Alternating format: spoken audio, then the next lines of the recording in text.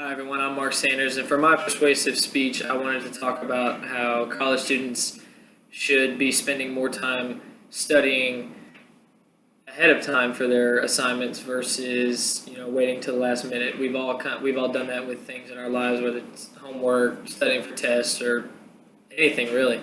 Waiting till the last minute, and you feel the stress of waiting that long, and you've got to get a lot done at once.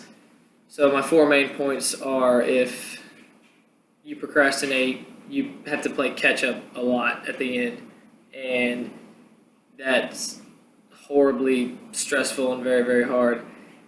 And speaking of stress, just the amount of stress a lot of college students endure waiting to the last minute and procrastinating on their studies. That's why you hear a lot of college students quitting midway through, because they're not used to having to set aside so much time to study weeks in advance for a test, or doing their homework days in advance before it's due.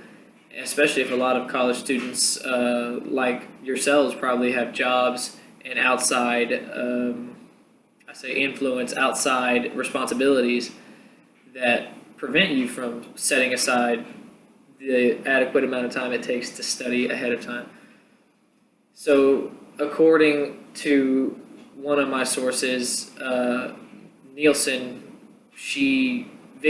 she described how, typically speaking, on average, if students take to be a full-time student, you need about 12 to 15 hours of classes. Some people take more. And in order for you to get adequate study time and be able to take in enough and understand it all, you need to study 2 to 3 hours, give or take, somewhere in between there, per class hour. So if you have 15 hours, you need to study 3 hours per class. Set aside that time. This helps you be well prepared for your tests way in advance, and it allows you to be relieved of stress, which we can all agree is a big part of life that we all wish we didn't have to deal with, but stress is a big part of it, but you can eliminate a lot when you're well prepared. And a lot of being ill prepared comes when you procrastinate. And when you procrastinate, that tends to breed the mentality of, I'm just going to cram it all in the night before the test. Well, speaking from experience, that's very hard to do. Some get lucky. Some can do it and retain just enough information to pass a test or just get through it and make an average grade when they could do way more. And that's one of the major issues with procrastination is, yes, you may procrastinate, you may cram and be able to pass the test. But let's be honest, you might get a C to a D, maybe even a low B grade if you're lucky enough. But imagine the grade you could have gotten had you actually studied and prepared yourself for that test.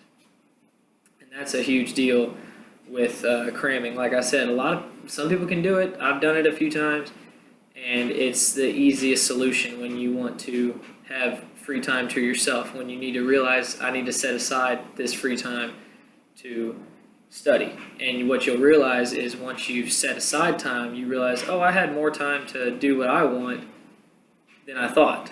You think, I only have a week before this test, I need to set aside at least 6 hours a day to study for all this to be able to retain the information. And then you think, I'm not going to have any time to do anything else. And then once you've set aside that time and you've done that studying, you can realize, hey, I've got more time than I thought I did.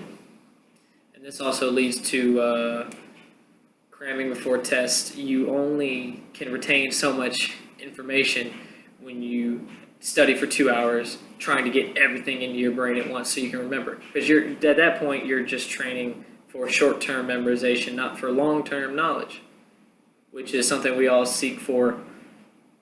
We all seek when we're in college. We're not looking for just the short-term stuff I can use now and then forget about it later. That's what we spend a lot of our time in high school doing, is just remembering for that moment, and then once that moment's over, I don't need it anymore. we're all studying for degrees that are going to set us up for later in life jobs. We want to be able to retain more, and you can't retain a lot of information when you're cramming. You retain maybe 20% of what you're reading when you cram, and that's not good for anybody if you can only remember 20% of what you need to know, especially for later, because you may find things on a test that you studied for you're going to see on another test or even final exams. And the biggest part of setting aside time and studying adequate amounts of time is the relieving of stress, which I talked about before. That's the major issue that that's almost every college student deals with stress. Even when you have studied perfect amount of time and you do the extra work to get yourself prepared, there's still stress because you don't know if you're going to be able to remember it when the test comes. You don't know, but you also have a way, way better chance of being able to recall that information if you studied the right amounts. And the right amount would be 4 or 5 days in a row in advance versus 2 hours the day before. Because if you study for 2 hours the night before, you'll go into the test stressed out of your mind, trying to remember every single thing you read.